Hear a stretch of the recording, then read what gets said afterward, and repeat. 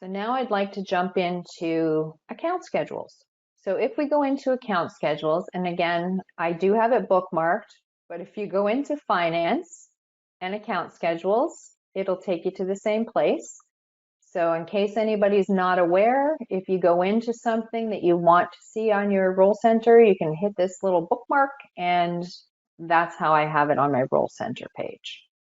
So these down here, these are the ones that come out of the box, the ones with the M. So we have a balance sheet, so Microsoft balance sheet, Microsoft income statement. So if we have a look at those quickly,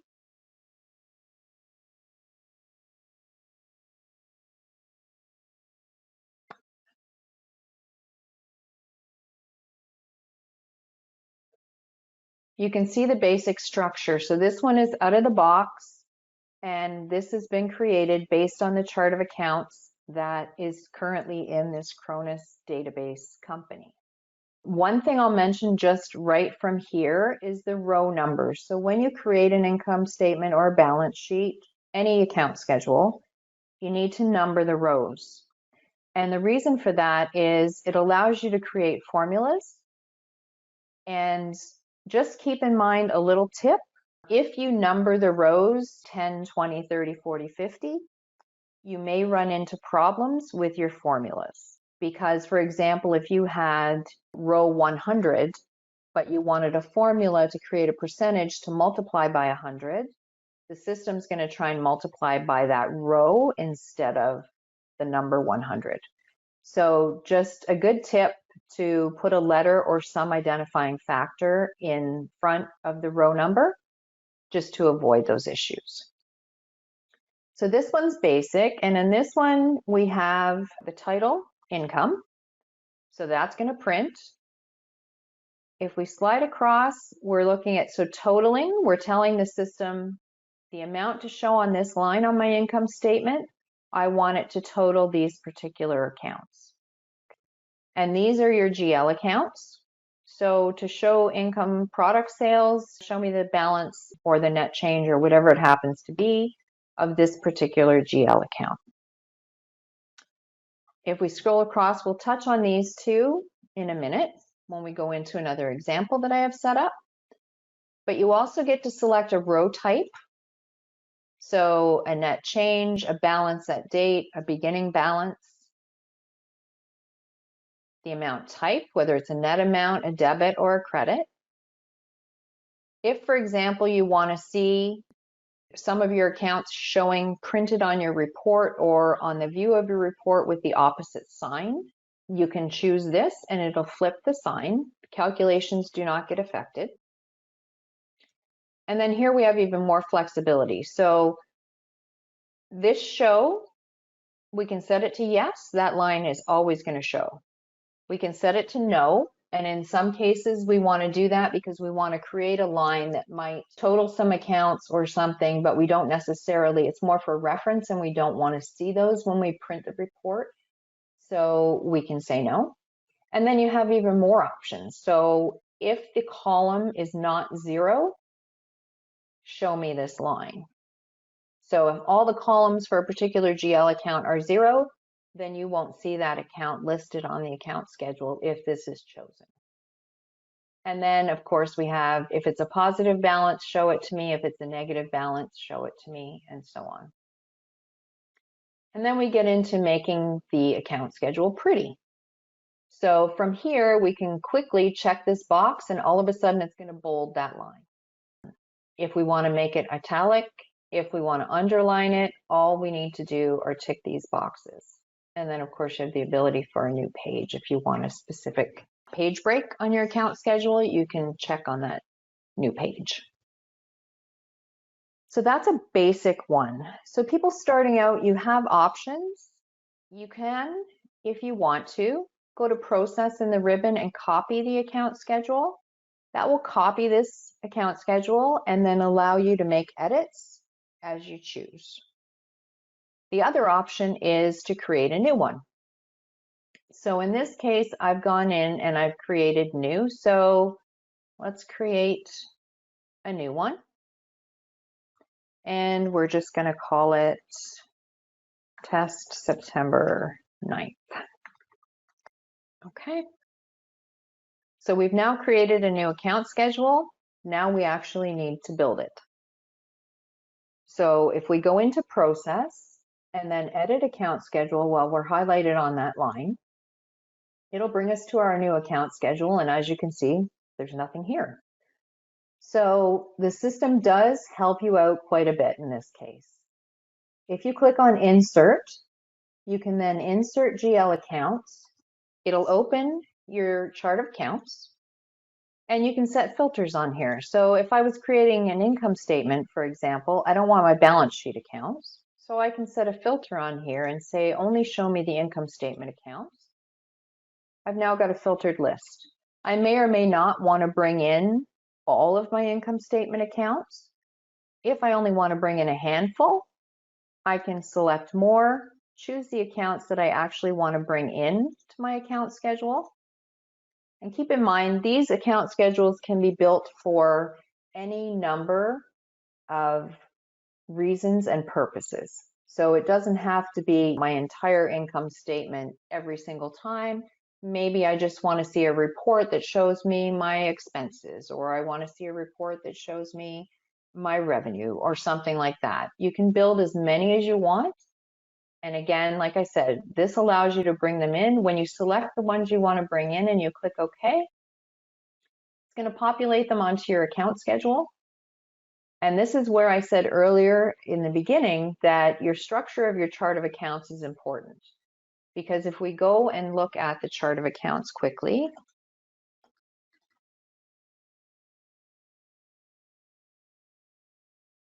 you'll see that it was structured in this way where it has heading or title lines. So we have a heading and we have a begin total.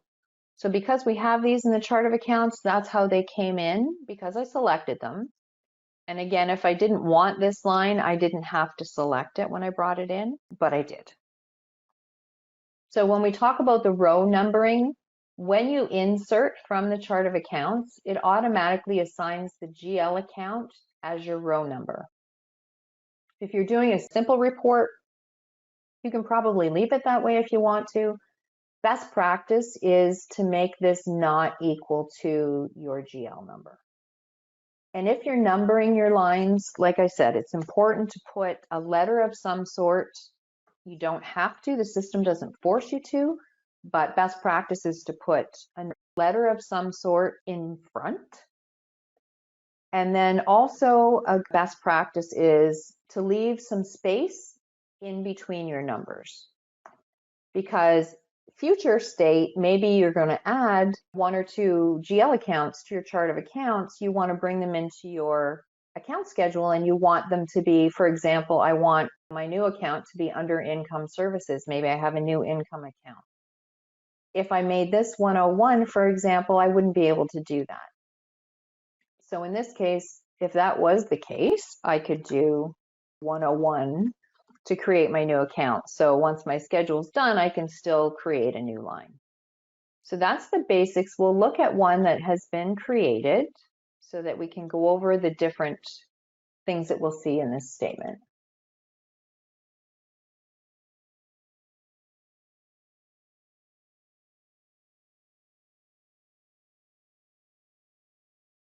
Before we have a look at that one, I would like to touch on the column layouts. So column layouts are also extremely important, and they allow you, again, a lot more flexibility. So if we highlight this income statement and we say process and overview, it will give us a view. So first of all, it gives us an option page with the view at the bottom. So on the options, you have a number of different options. You can choose what you want to view as far as date ranges. So whether I want to see a day, a week, a month, a quarter, a year, or the accounting period. And you have column layouts. So column layouts that come out of the box, again, are the M. So M and M balance and M net change. But then you can create your own column layouts, which we've done in this case. And when we apply those column layouts to a particular report, it changes what the report looks like, obviously. So in this case, I'm going to show you this income statement with 3-month spread. So if I add that, you can see we now have columns for our current period, our prior month, 2 months back, and then 3 months back. And we'll just go into edit, and to create or edit these column layouts, you can search column layouts. You can also come into the column layouts from here or from the account schedules page and edit column layouts. So similar to our chart of accounts setup, it's a fairly straightforward table. Again, you have to number the columns.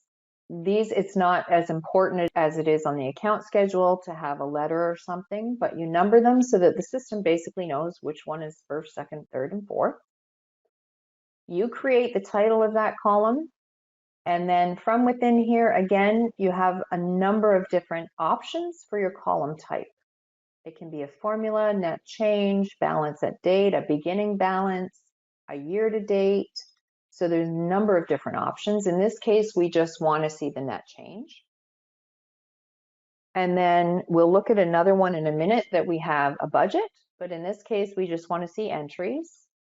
And then again, you've got your amount options, your show opposite sign, if there's any formulas required. And then in this case, this is our 3-month. So we have our current, and then we're telling the system, okay, I want to see the same information, but for last month, the month before that, and the month before that. And that will be, and this is current period. So depending on when I run that for and which dates I choose, if I choose month and I choose last month, for example, then obviously these are not going to be related to the current month. So that's one. Now we'll just look at another one.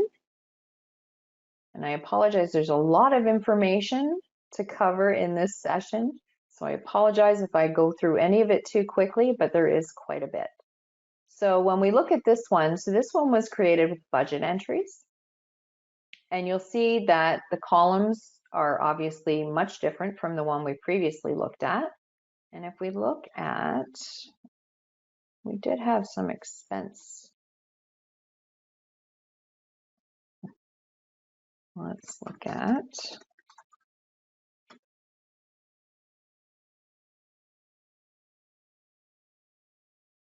There were some sample transactions in here, but I'm not sure which month they were dated for. If we look at this, for example, we had loaded a month to date, so a budget for the month of August 2021 for cost of materials of $5,000. Our transactions for the month of August for cost of materials was $54,000. So I added a column that would calculate the variance as a dollar value and also the variance as a percentage. And then again, I've brought in what was my month to date last year, and then the variance of current year over the previous year. So as you can see, there's a lot of flexibility. It does not require any customization. Users can come in and create these. So in this case, you'll see I've used the P numbers in my columns, and this is how I've built it. So here's the headers of the columns, and then I've just added formulas to tell the system to take this row and add it to this row, and that's my variance. And then for my variance percentage, I want it to take this row value divided by that row value and multiply by 100. And this is where you run into issues when you number your columns without the letter. If you just did times 100 and this was row 100, it's going to multiply this by the value of that row.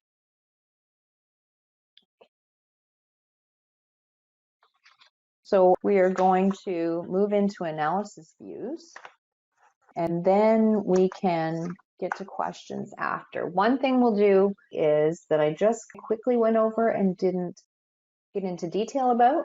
When you've got your account schedules created, if you go into process and overview, then you're presented with this screen that gives you an overview of the account schedule. From there, you can export it into Excel. If you go into column, so in this case, I actually have more columns than what is showing on the screen. So if I click on next column, then it would move across. If we send it to Excel, we would have all the columns available. I just want to show a detailed, so let's have a look at this one. So this is a profit and loss, and it should be detailed. Let's have a look at the setup of this one. So again, edit account schedule, and this one is not. So I just want to touch on dimensions because we can create these and bring in our dimensions so that we could have rows by specific dimensions.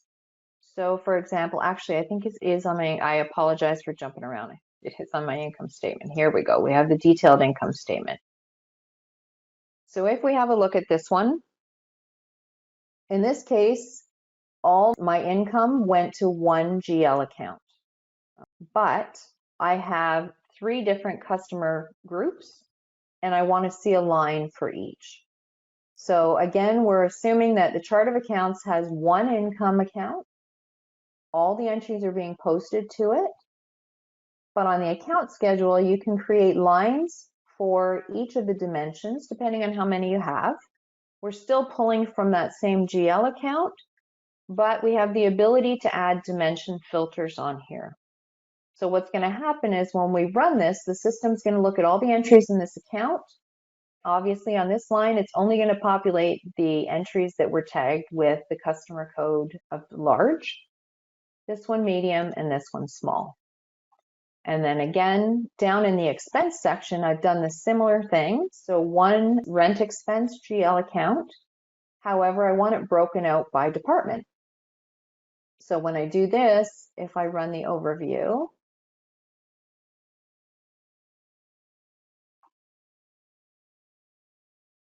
and we go down to our rent. So we have rent expense for admin, rent expense for sales, and rent expense for production.